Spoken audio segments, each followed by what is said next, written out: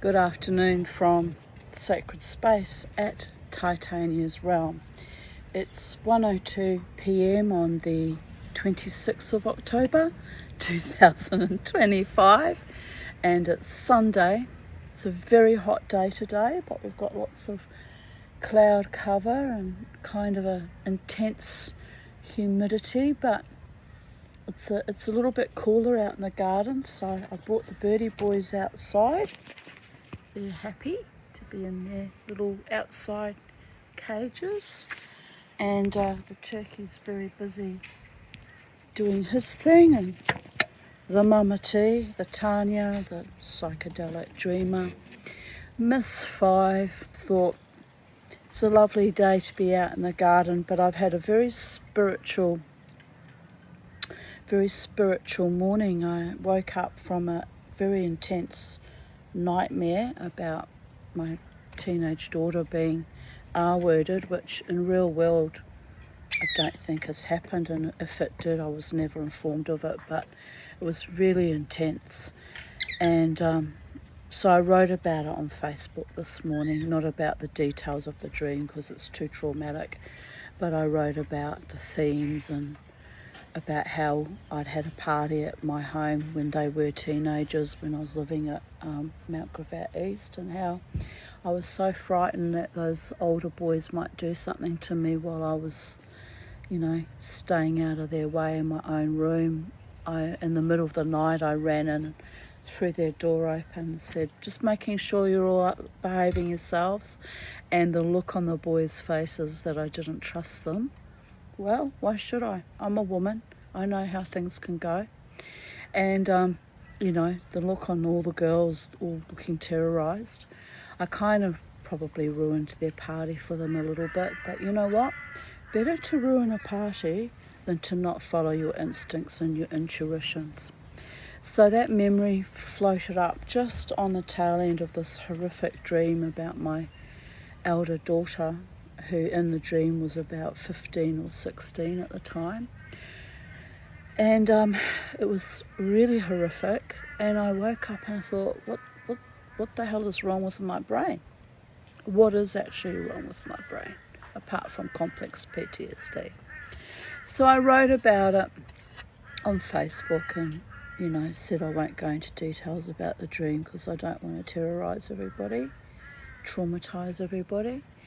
And then I got up late this morning. I had a big long sleep because I was still exhausted from not sleeping from the excitement of the wild dance on Friday, and didn't really sleep that much the previous night either. So it's probably the heat, the incessant heat.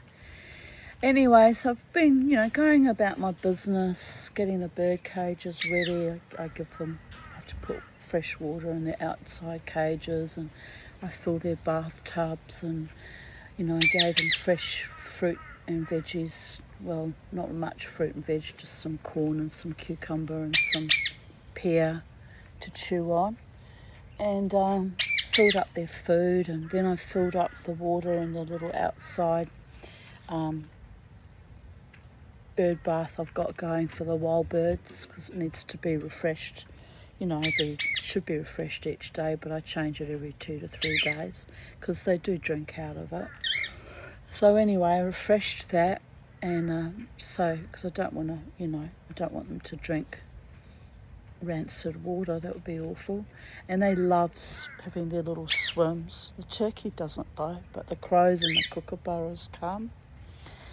And then the other lovely thing that happened this morning, I heard this flurry of activity just after I'd put the birds out, so only about an hour or so ago, and scuffling on the roof and scuffling on the ground, and I'd thrown the fruit and veg. It's starting to get a bit fermented from my boys, and I threw it out on the ground, actually thinking the turkey would eat it, and I got a surprise to see the kookaburra was eating it. He prefers chicken, but I guess I didn't give him any chicken, so he ate the fruit and veg. I thought he must be really hungry, so I'm going to defrost that chicken. I've got, it's only a about 2 cups worth of cooked meat. I'm going to defrost it and I'm going to just start giving it to them again because they're hungry, and I don't want to deprive them of their little treats, you know. It's awful. So I did that, looking at that with surprise, and what else did I do? Anyway, I've just been sort of pottering, and then I heard a spirit message from my spirit people. My spirits speak to me in snatches of songs. It'll be just a line or a lyric from a song, sometimes with the melody. So I hear clear as day randomly, like it's not me thinking it, that's how I know it's spirits, because I have no reason to start thinking of that. And it was, I'm walking Central Park, singing after dark, and I miss you. As soon as I heard that, I thought, that's Rolling Stones. I had to Google it. I didn't know the name of the song was actually Miss You. So I looked for the line, and it says, I'm stumbling after dark, and it goes on like that. Anyway, I immediately freaked out because it's a song from my childhood friend that, when she was heavily into drug abuse, used to often sing it to me. She's not dead, I hope. She is 4 years older than me, so we grew up like sisters because we grew up together there in Island Bay in Wellington, New Zealand, and we were very, very close as children. And since I came here to live in Australia when I was 23, that friendship has sort of drifted apart. I was planning to go and see her 2 years ago. I even got my passport renewed at great expense, mind you, $350. And then I didn't end up going because I didn't have enough money for the trip home. And I don't want to go home being a bum and having to, you know, she said she'd put me up. I was only going to go for a week. She said she'd put me up in her apartment, which would have been lovely, and to reconnect with her after all these years. But I don't want to go and mooch off my friends and go home poor and scratching and freaking out about money the whole time. That's not a holiday for me. It's just more fucking misery. So I decided not to, and I haven't heard from her since. I think she was, oh for fuck's sake, neighbours always do the mowing when I want to do something. I think she was bitterly disappointed that I didn't come, actually. And well, you know, she has a good job, earns good money in IT. She's an IT technician and is successful, and I'm not. And I just don't want to go being the poor universal schmuck and living on other people's charity and feeling like a fucking loser. It's why I don't go. I don't go on things. I had an offer to go to Bali one year, but I would have had to have found the money for that.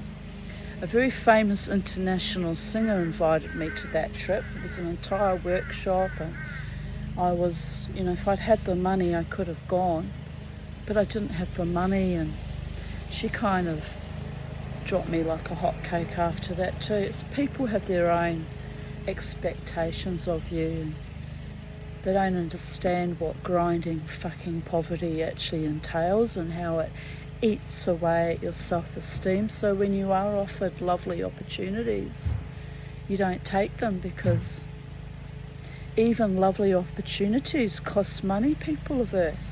You know, you need to pay for accommodation, you need to pay for food, you need to pay for little trips around a place if you go somewhere. I don't want to go to Bali and see nothing and just eat, drink and shit and then get on a plane and come home. That's not my idea of fun at all. So so that was another thing I missed out on.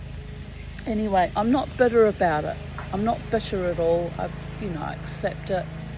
But it's funny how I picked up on those song lyrics, and it makes me wonder if I should perhaps contact my childhood friend Lynn, because makes me worry something's wrong with her, you know.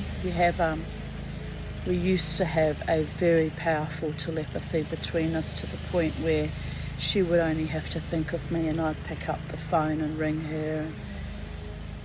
At times when I was in crisis, so I wasn't in a state to ring anyone because I was right in the coalface fighting off, I won't go into those old memories, but fighting off whatever I was fighting at the time. I would get a phone call from her saying, "Are you all right?" And there's no way she could possibly know that I was actually in crisis. And I'd be like, "How did you know?" She said, "I could hear your energy screaming from across the Tasman." And I nodded.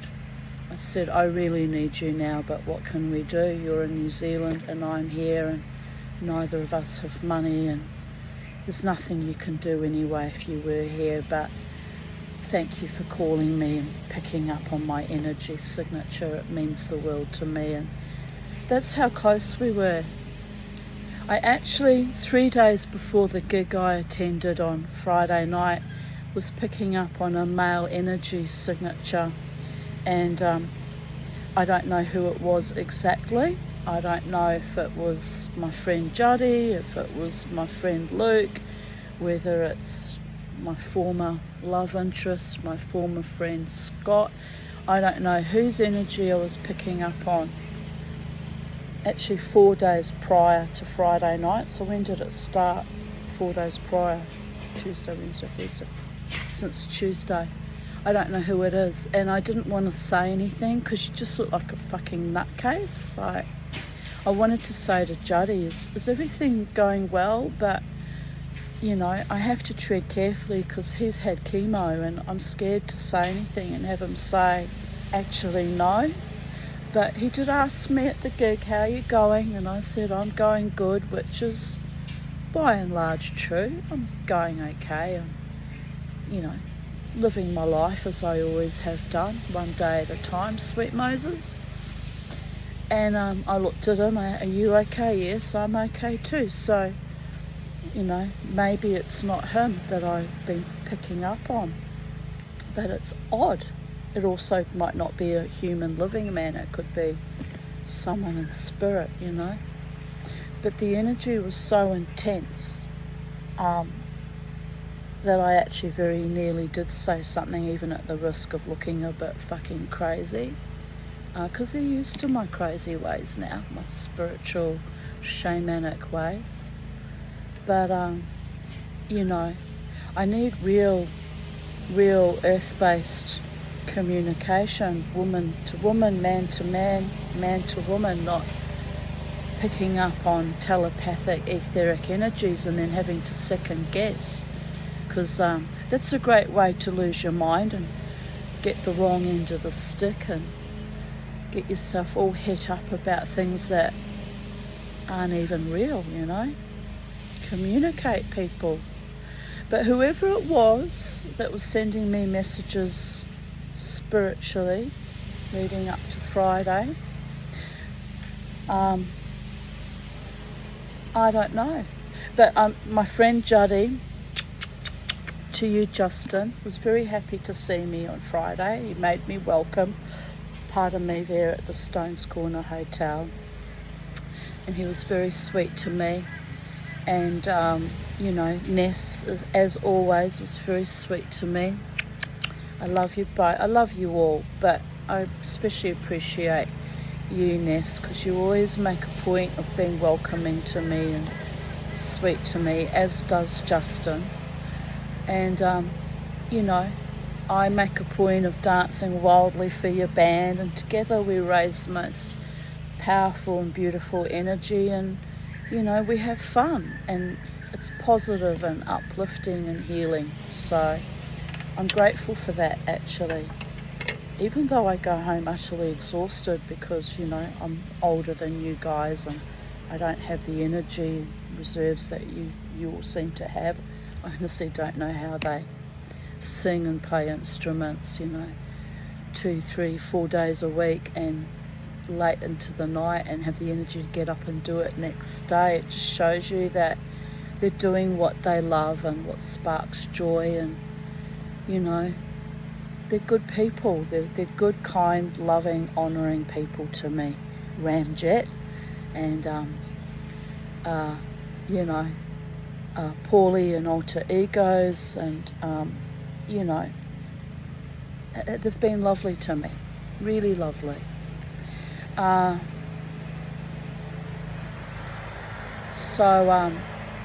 things went awful with other members of that band, and well, that's okay. They're close friends and they stay loyal to each other, and that's how it should be, actually. Your friends are your friends no matter what, no matter who.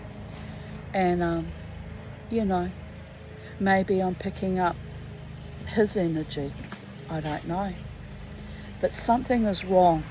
Something is wrong with someone in our little musical circle, and I don't know what it is that's wrong. It might not be a serious thing wrong. It might just be, you know, a bit of distress or frustration or loneliness.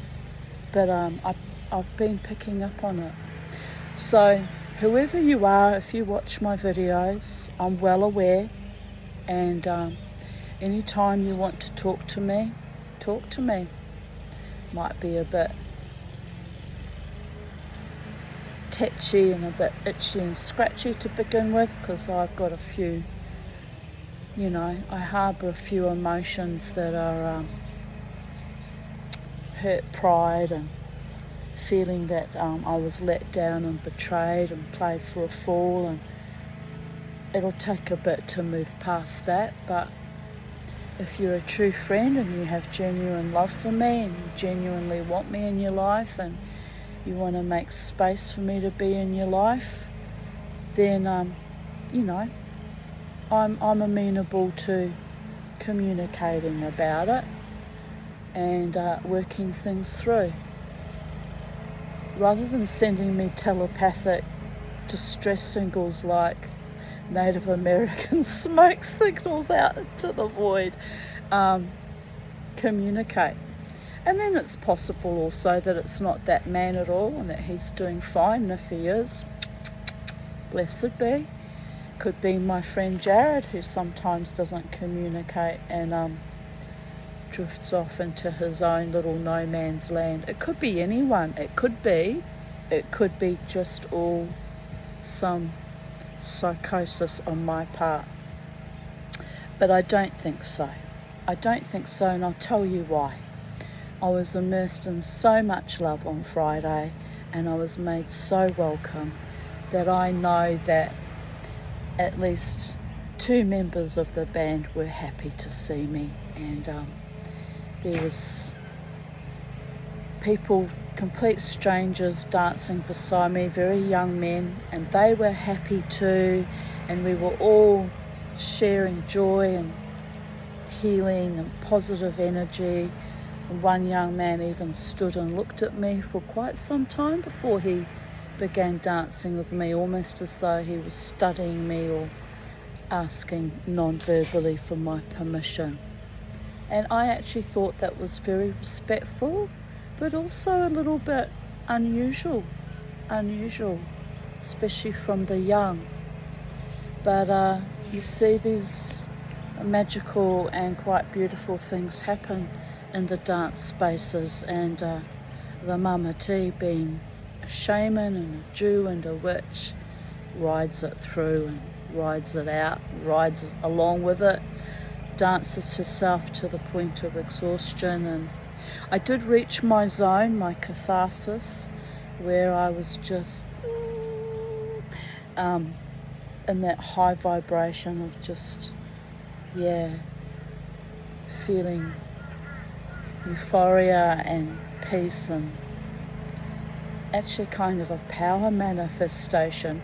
And I opened my eyes and looked up, and Juddy's playing guitar looking down at me, as he often does. He consciously or unconsciously holds space for me when I'm in that zone, as did Alter Egos too, when I used to dance for them. Hold space for me, because they know when I reach that peak in the night, usually in the third set, usually brought on by having gone through all my winds of exhaustion, when I reach that state, they know it's spiritual and it's a healing, and we all benefit from it. I benefit from it, and whoever the spirits send energy through me out to the dance floor and around the clubs and back to the musicians, they all benefit, and we all keep it in a, Mobius feedback loop, like feeding each other energy. And if it's done right and it's equalized and balanced, like any good bass and alto and tempo, then it's a positive energetic outpouring and doesn't cause fractiousness or tension or betrayal or treachery or deception or degrading or humiliation of the Tanya. So when that happens, I withhold my presence and my energy, and regretfully move that energy on to people who value and appreciate and treat it with respect. Just say. And again, thank you, Ramjet. Juddy thanked me at the end of the night for coming, because he knows it's sometimes very dangerous for me to be out in public as a single older woman on my own with limited resources. It's often a kind of a risky enterprise and expensive for me now when I'm paying, full prices for drinks, which I don't complain about. Businesses have to pay for their staff and their musicians, and I'm not complaining about that, but it's why I have to limit myself anyway, because of my liver that doesn't cope with too much alcohol. But it's the other reason why I limit myself to only two to three drinks, because pecuniary responsibilities and also health issues. But it is dangerous to go out in the night alone without, backup or support, and without enough money. It's a risk-taking exercise, and I'm conscious of that. But my beautiful Ness, I said to her, I'm a bit scared, Ness. I said, I've had to park my car down near the park there behind Stone's Corner, behind the shops, and I'm worried that my car will even be there when I get there. I said, often when you park your car in isolated spots, people break into your car. Used to happen to me outside the Orthodox Synagogue on Margaret Street years ago. I said, I'm worried someone might jump me on the way to the park. And she's so beautiful to me. She walked with me to my car and made sure I was safe. And then I worried, because she's younger than me. She just turned 44. So I worried about her getting back to the Stones Corner Hotel safely, and I wanted to drive her back actually. She said, no, I'm fine. So that was also lovely that she looked after me. And thank you, Ness. You're a beautiful woman, a talented woman, a wonderful singer. But beyond all that, you're a good, kind woman who I can see genuinely likes me and has my back. And I love you for that too. Not many people do have my back, believe it or not. In life it's been a struggle to find my people and my tribe and people who get me, and they might not always understand or get me, but value my contributions anyway. So blessed be. And on that note, now you know why I'm a bit hyper aware, because of picking up that energy. It's nothing toxic or dangerous or nasty. It was just, I could sense someone, wanting me to get in contact, or wondering maybe if I was going to come to the gig. I don't know who. As I say, I'm not There's nothing romantic about it, is what I'm saying. It's just someone that cares and probably was thinking, oh, I wonder if Tanya's going to turn up. And then I did. They were very happy to see me. So I'm grateful for that. It's been a while too. I hadn't gone dancing for, I think, about 4 or 5 weeks. And I really need it. I need to get back into my routine of going every week as a discipline, even though it's scary sometimes and can be a bit threatening. Because the old bod, I'm putting on a lot of weight, and the old bod's sort of letting me know that's my only real outlet for exercising. Just going to move us into the shade.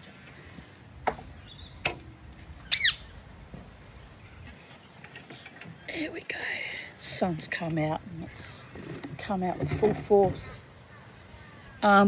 Yeah, the old bod's letting me know, girlfriend, you gotta rock that body, you gotta move that body, you gotta wiggle and jiggle and juggle that body. But you know, I wriggled and jiggled and shimmied and shook and moshed and twirled my hair, and I wore myself out, so I slept 10.5 hours last night. It's good, isn't it, that I got to sleep? By the gods, the other night I barely slept at all. So, swings and roundabouts in psychedelic dreamers world. It can be like riding a wave sometimes. And whatever comes, whatever's meant to be, I'm grateful for it all, because it's part of me. It's a journey that I'm on like every other human on this planet. Finding our way in life and finding who is real with us and who genuinely loves us and enjoys our company and our presence, and yeah, all of that stuff. Kermie's on his swings, swinging, showing me, yeah, happy birdie boy Kermie, are you happy? You finally got with the program and you're not scared of that swing anymore. Yes, it's a very big swing. I think it was meant for the next size up birds like macaws and cockatoos and, you know, the bigger birdies. But you've got the hang of it now. He's even pushing it, swinging on it quite vigorously. Good boy. And what are you doing, little Bo? You're just sitting there like a stunned mullet. Do I get kisses? You happy, little boy? You happy? Yes, I think he's happy. It's hard to tell with little Bo. Well, shall Mama sing you Yellow Bird again? Yellow bird, fly up in banana tree. Yellow bird, he lives all alone like me. Words to that effect. I can never remember lyrics. Apart from the fact that I can't hold a tune and remember lyrics. I could have been a famous singer, you know. Not. But that's why I take such delight in my friends who can sing and are very talented and beautiful and inspire me. You all inspire me. Right, we'll carry on with chapter 10. We're 29 minutes in. Maybe I should break up this video and we'll just call it Tanya Musings. Yes, I'll break it up, otherwise upload issues and you know, people that came to hear a story be read to them will be irritated that I dragged it out so long. Sorry, but the spirit moves me to speak my truth and hold my truth and value my truth, and just be aware of, you know, telepathy, my telepathic connections with people, telepathic connections with people, and it's no one's fault, it's just how my brain's wired. So don't take it personally, and don't ascribe that, you know, I'm in love with you, or I want anything sexual with you.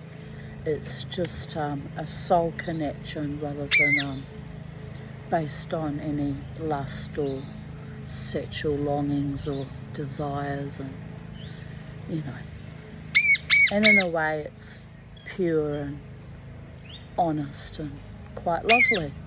So bye for now. I'll be back with the reading forthwith.